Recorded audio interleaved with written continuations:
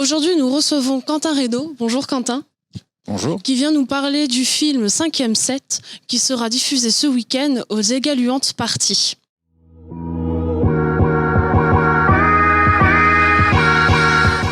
Avant de vous poser quelques questions, nous allons voir la bande-annonce.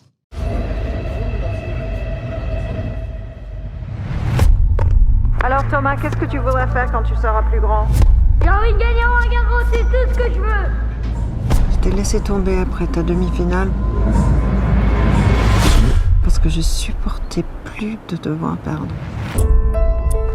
Thomas Edison est toujours resté dans les profondeurs du classement sans jamais réussir à revenir au premier plan. Je trouve pas qu'il te ressemble un peu, Tosso. Je suis plus beau. On vieillit tous, Thomas. Je vais jouer les qualifs. Tu vas te faire tuer, mec.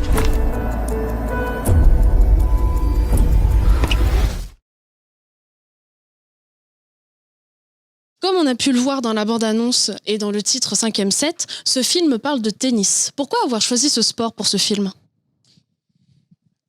Parce que je joue au tennis. Je jouais quand je joue depuis que je suis tout petit, et donc j'ai une bonne connaissance de ce sport, et il me semblait que le cinéma avait pris bien souvent le tennis comme toile de fond, mais pas comme sujet principal. Voilà, il y a eu Match Point par exemple, ou même des films français qui en parlaient, mais indirectement. Moi, je voulais parler de l'histoire d'un joueur, donc de rentrer dans la psychologie d'un joueur de tennis et d'essayer de montrer les difficultés psychiques et physiques qu'avaient les joueurs de haut niveau à accéder au Graal des grands tournois.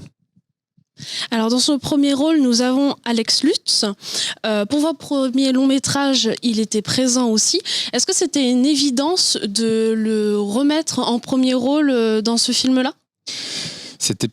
Au début, c'était pas une évidence, non, parce que le personnage, je l'avais envisagé un peu plus jeune. Et je l'avais imaginé peut-être pratiquant un petit peu le tennis, mais voilà. Alex, en fait, a apporté quelque chose que moi je n'avais pas écrit au scénario, c'est-à-dire quelque chose que lui développe dans sa carrière et dans ses rôles. C'est un aspect quand même très profond et avec une grande nostalgie. Voilà. Si on pense à son film Guy, ou même si on parle à ses spectacles, il y a toujours un rapport au temps qui est très puissant, qui est très présent, et ça, il a rapporté cette dimension sur le personnage de Thomas Joseph Edison qui n'était pas présent à la base. Donc au début, c'était pas lui, mais il a, en venant sur le projet, apporté quelque chose qui n'était pas du tout là. Et c'est ça qui donne la puissance, je pense, émotionnelle de ce personnage. D'accord.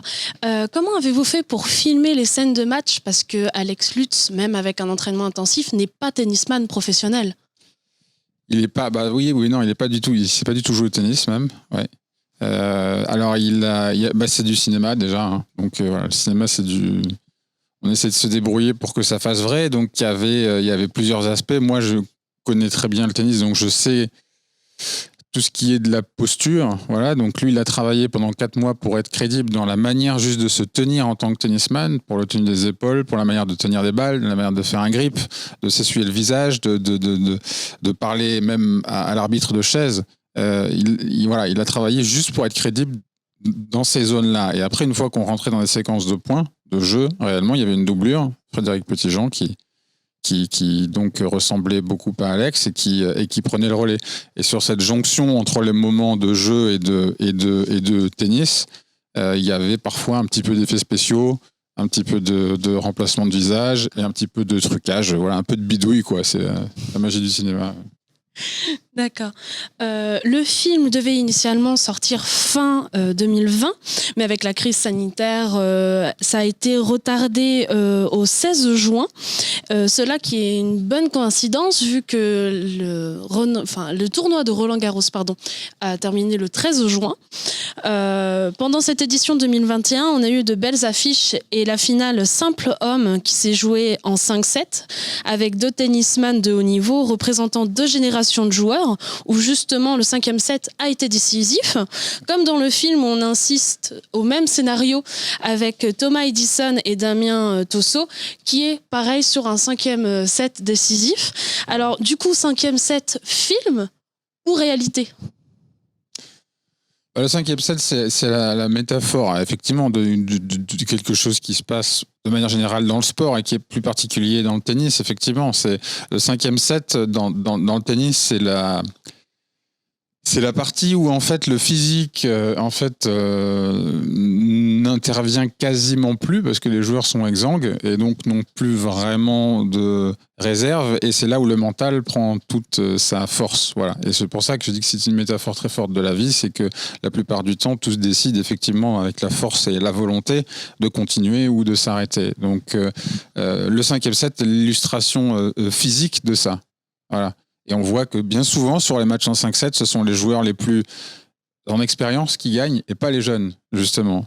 Et ça montre justement que c'est dans la tête et dans l'expérience et dans l'habitude que ça se joue, et non pas justement dans une espèce de rapport physique. Donc le 5e set, c'est vraiment le moment, c'est le climax, c'est le moment clé, c'est là où tout se joue. C'est là où on sort les ongles et on s'accroche comme on peut, et voilà, c'est de l'organique, j'ai envie de dire. Une autre question. Vous présentez donc ce soir au Festival des Égaluantes Parties ce film. Ça vous fait quoi de revoir de nouveau du public dans les salles de cinéma et présenter le film principalement dans une petite ville comme 40 ans ? Mais c'est pas une petite ville, 40 ans.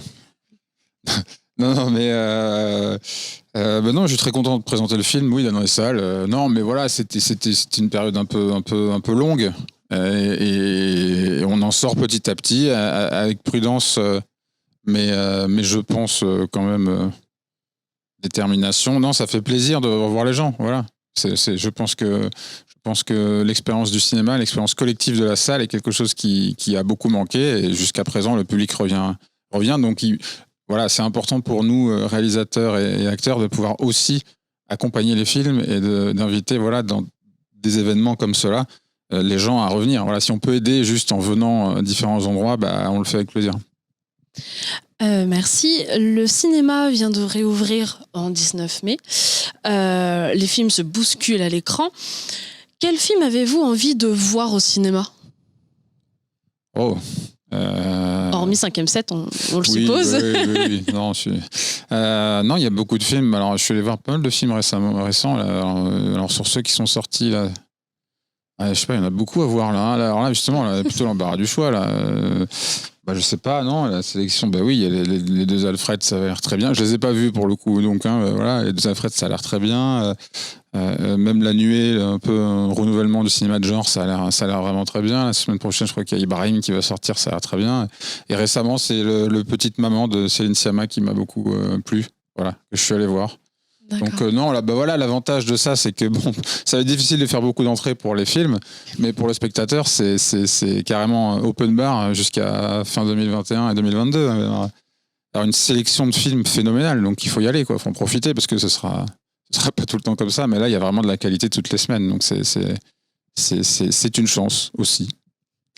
Dernière question, qu'avez-vous envie de dire aux jeunes qui pensent que le milieu du cinéma n'est pas accessible pour eux ?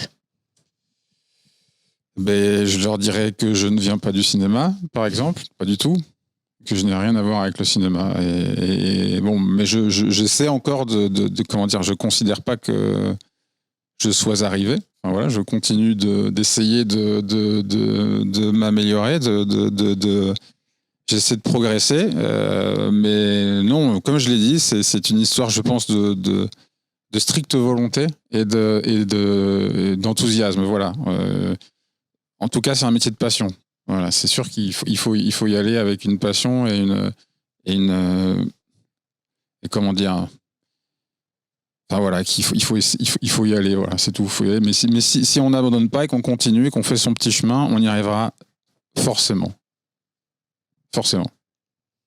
Merci beaucoup pour ces mots. Je vous remercie en tout cas d'être venu répondre à toutes mes questions.